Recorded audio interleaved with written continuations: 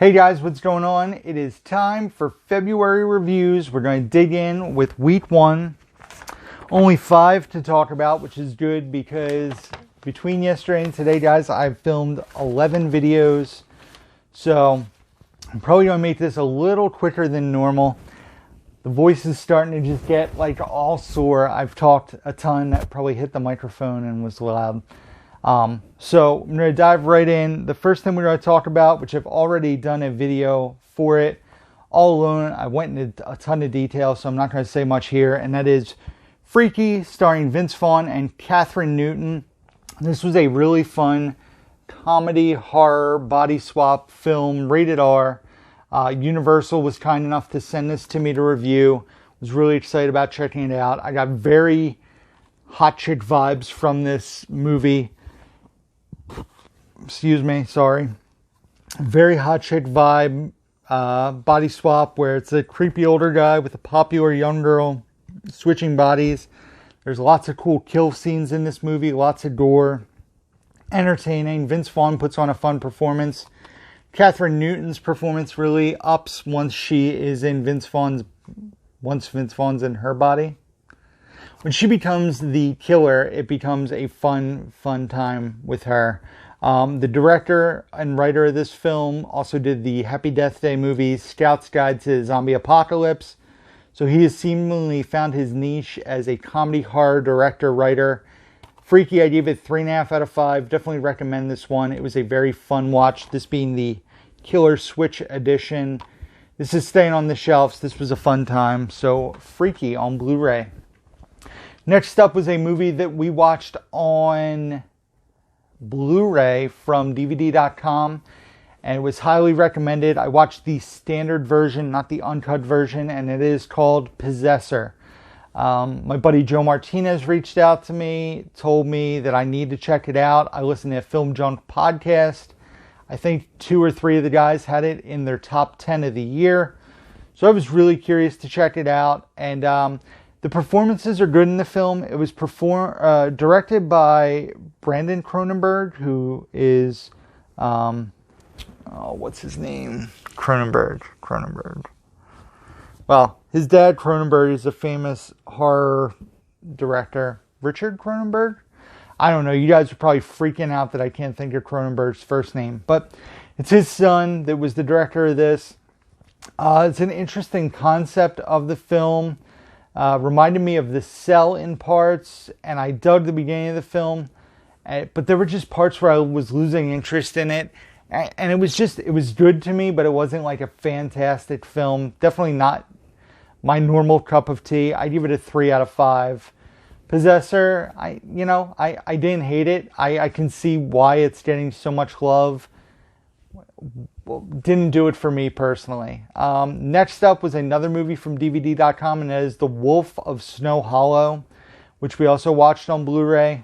This movie gave me serious vibes from The Dead Don't Die, which you guys know I did not care for at all.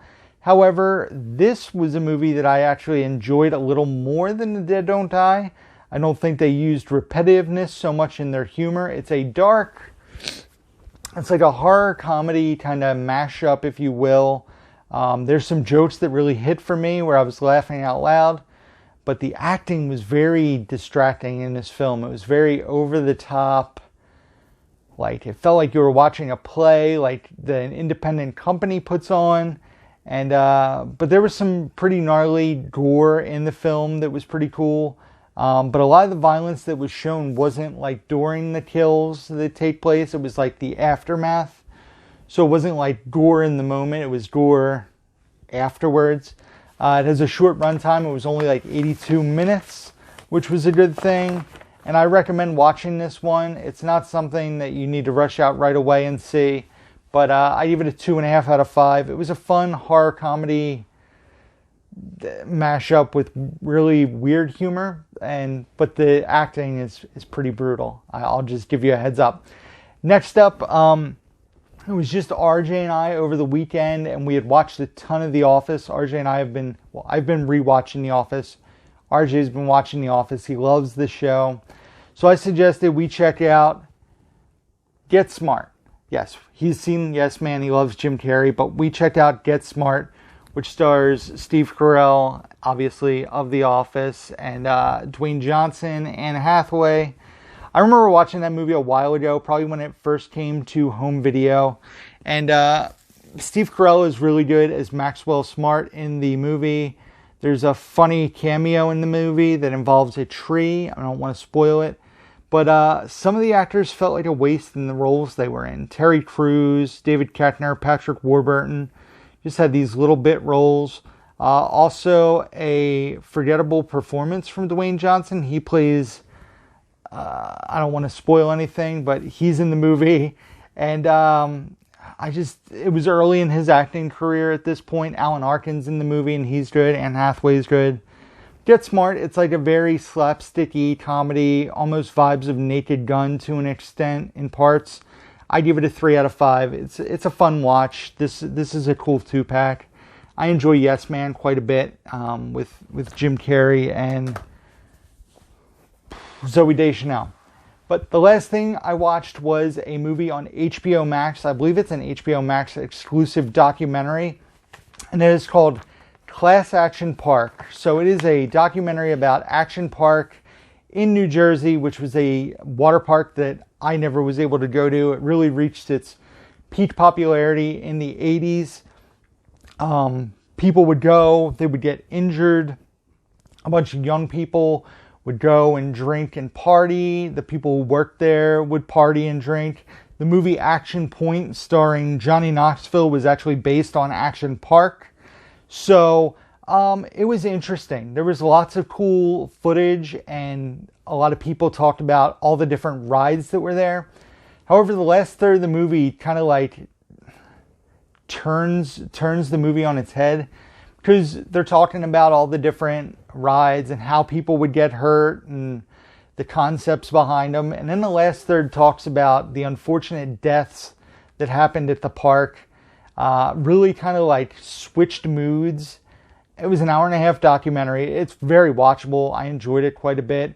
The owner was a total scumbag, the original owner of the park. So, yeah, it's very interesting. Like I said, it's called Class Action Park. There's like a 1/2-hour version of this that was on YouTube for years. So this basically expands that 1/2-hour YouTube video. I thought it was really interesting. I liked a lot of the interview footage. And like I said, the video footage showing each different ride and how it was dangerous. And yeah, I give it a 3 out of 5. Class Action Park. Check it out. And that is it, guys. So like I said, this was going to be a very quick video. It looks like 8 minutes and change. So thank you guys for watching the channel. As always, I really do appreciate it. Be sure to give this video a thumbs up if you enjoyed it. Hit the bell notification so you guys know when new videos drop to the channel. Also, subscribe to the channel if you don't do so already. Go down in the description box where you can find... I'm starting to slur because I'm like losing my voice. Go down to the... Hi, I'm Rick. Check out the description box down below where you can find links to my Facebook, Instagram, Twitter, Letterboxd, Blu-ray.com profile, eBay page, Amazon wishlist, email address, P.O. box. And that is it, guys. So I appreciate you watching. I have a 1.5 months worth of videos recorded. This is February 14th I'm recording. You're probably not going to see this video until the end of March. So, as always, until next time, guys, who's down to movie?